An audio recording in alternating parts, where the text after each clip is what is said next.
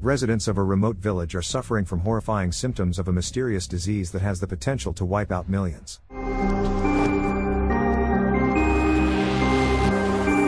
In the Altai Krai region, Konstantin, the elder of the village of Kedrova, and his daughter Olya set out on a hunting trip. Olya carefully aims at a wild boar, but the animal manages to escape. The father and daughter continue wandering through the taiga when Konstantin suddenly spots a fox. Without hesitation, he takes aim and shoots. As they approach the animal, Olya notices it looks like a zombie, with patches of fur missing and its body covered in sores. Concerned, Konstantin decides to bury the diseased fox and warns Olya not to mention it to anyone in the village to avoid causing a panic. Meanwhile, at a gas station, Anna Markova, a virologist from the Moscow Research Institute, wakes up in her car. For reasons she hasn't fully explained, Anna has abandoned her life and career in Moscow and is heading to Novosibirsk, hoping for a fresh start. After days on the road, Anna finally arrives at the Center for Microbiology. After freshening up, she heads to the secret bacteriological lab but is stopped by security guards who inform her that her details aren't yet in the system. Shortly after, Tatiana, the head of the lab, appears and assures the guards that Anna is their new specialist. She then introduces Anna to the team of scientists she'll be working with. Anna immediately suspects that the authorities may have uncovered something dangerous, given the strict security measures, but Tatiana remains tight-lipped. In the bacteriology lab, scientist Ivan is carefully examining an envelope suspected of containing letters laced with anthrax spores. His colleague Victor documents the process in real time, while Alexei and Svetlana monitor from the sidelines. Tatiana and Anna soon enter the lab. Tatiana introduces Anna to the team and questions why Ivan is handling the specimen alone. When Anna volunteers to assist, citing her experience, the team greets her enthusiasm with thinly veiled skepticism. To them, she's just another arrogant newcomer from Moscow, but Tatiana reminds them to stay focused on the task at hand. Anna begins analyzing the powder in the envelope. Meanwhile, Ivan, clearly intrigued by her, starts asking about her life back in Moscow. Their conversation catches Victor's attention, and in his distraction, he accidentally knocks over a bottle containing an unknown liquid. The bottle begins to leak, and as Victor scrambles to activate the equipment, a short circuit occurs, triggering a sudden and tense emergency. Victor's glove catches fire, but fortunately, it's extinguished before any serious damage occurs. Later that day, the team heads to the cafeteria for lunch and speculates about why Anna moved from Moscow to Novosibirsk. Ivan, curious to get the truth, approaches Anna, who is eating alone in a nearby hall. He invites her to join the group and get to know them better, but Anna is clearly uninterested in forming friendships with her colleagues. She dismissively remarks that their work isn't important enough. Ivan, puzzled, asks why she transferred to their center if she feels that way. Anna brushes him off, claiming she simply wanted a quiet and uneventful life. Meanwhile, in Kedrova, a dog digs up the grave where the diseased fox was buried, inadvertently helping spread the mysterious illness. As Konstantin chops wood, several villagers approach him with concerns, and he reassures them that he'll handle everything. Soon, a distressed man named Matvey rushes over, holding several carcasses of dead animals. He reports that squirrels and foxes in the area are dying, suggesting that someone might be conducting experiments nearby. Fearing panic, Konstantin pulls Matvey aside and instructs him to bury the carcasses and keep the discovery a secret. Back in Novosibirsk, the scientists determine that the suspicious envelope contained nothing more than laundry detergent. Shortly afterward, Tatiana informs the team that they've been called to investigate a mass poisoning at a local dormitory. Although reluctant to handle such dirty work, the scientists are reminded by Tatiana that the clinics are overwhelmed and understaffed. Upon arrival, they find residents living in unsanitary conditions, which explains the outbreak. They also discover that the dorm houses workers from the Altai meat processing plant, who often eat meals in less than ideal places, like the company truck used to transport waste. Curious, Anna decides to inspect the truck. She's immediately hit by a nauseating stench and notices chunks of rotting meat inside. Ivan stops by and tells Anna it's time to head back, but she insists on continuing her inspection of the truck, convinced it could be the source of the infection. Back at the lab, Anna starts researching the meat processing plant online, while her colleagues, who saw nothing suspicious, are more interested in making evening plans. Ivan invites Anna to join them, but she declines, saying she needs to check on the plant workers. She visits the recovering patients, who are feeling better, and questions them about their working conditions. Anna warns them that while they only caught a rotavirus this time, things could get much worse. One worker reluctantly shares that they dispose of waste in a pit in the forest, not far from the factory in the village of Kedrova. Anna dives into more online research about Kedrova and stumbles upon a video by a blogger named Sofia. The video humorously depicts Sofia's visit to the village, showcasing how tons of waste are dumped there. She even interviews Konstantin, the village elder, and ventures into the pit to show the extent of the pollution. Alarmed, Anna shows the video to Tatiana, but Tatiana dismisses it as gossip and advises Anna to leave the matter alone. Frustrated by this attitude, Anna holds back her anger but walks away determined. That evening, after a walk through the city, Anna returns to her hotel room.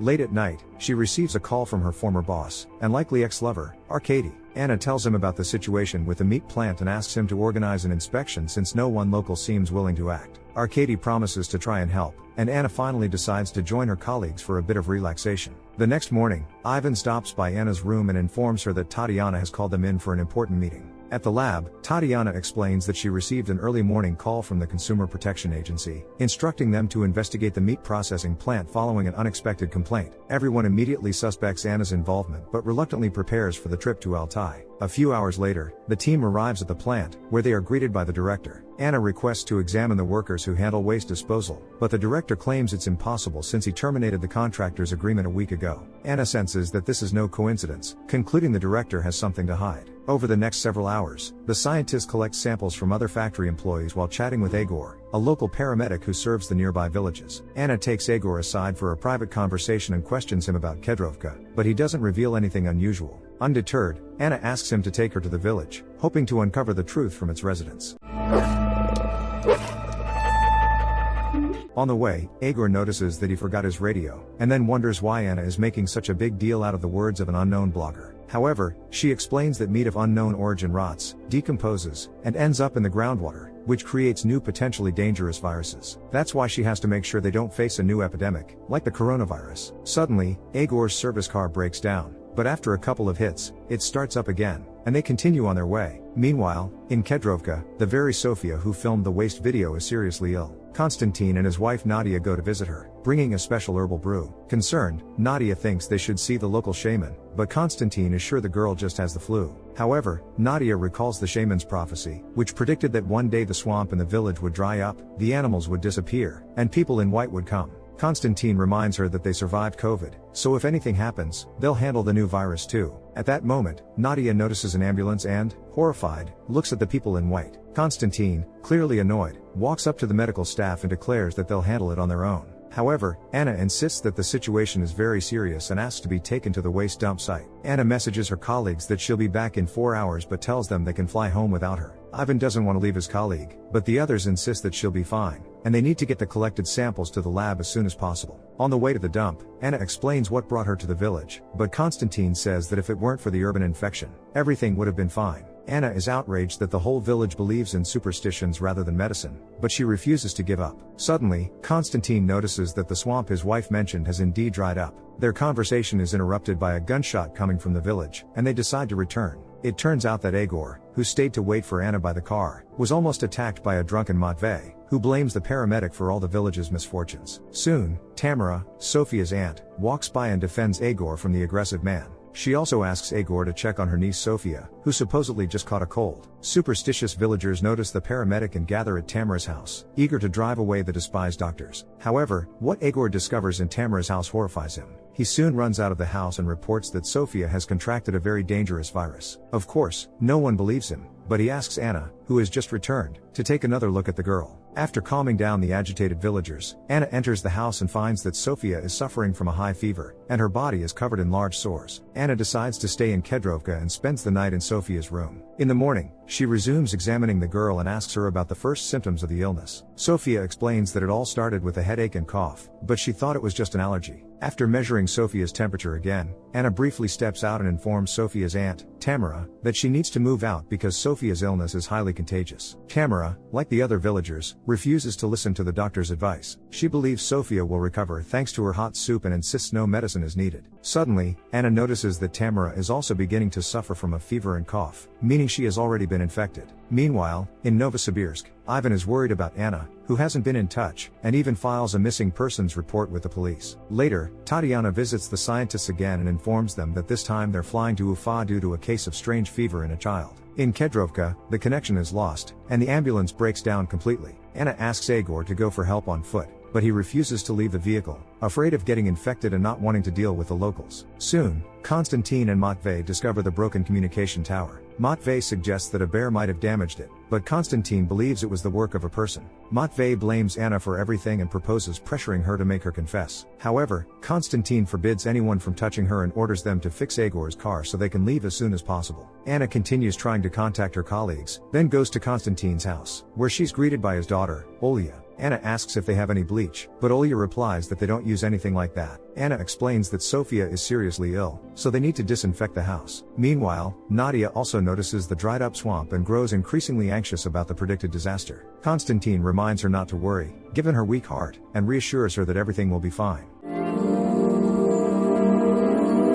Soon, Konstantin returns home and sees Anna burning old belongings. He's displeased that she started taking charge of the village instead of him, but Anna reminds him that the situation is very serious. She suggests he should focus on restoring communication and fixing the cars instead of interfering with her work. Anna goes to Matvey, who makes alcoholic drinks, and asks him for a liter of alcohol. The hostile man refuses, but Anna offers to pay. Matvey then comes up with a better idea. If Anna drinks an entire glass and stays on her feet, she'll get 2 liters for free. Anna successfully completes the challenge and gets the bottle of alcohol. She then asks Egor again to go for help on foot, but he refuses once more. Throughout the day, Anna conducts disinfection, and Olya helps her put up quarantine zone posters. They hand out masks to the villagers, but Konstantin convinces Olya to remove hers so as not to scare her mother. Olya insists that the virus is really contagious, but Konstantin says that if that's the case, he won't let her go to the planned celebration that evening. Soon, Anna realizes that none of the villagers in Kedrovka are taking her advice seriously. People continue interacting with each other and deny the existence of the illness. Determined, Anna climbs onto the roof of the ambulance and gathers the villagers to try again to explain the situation.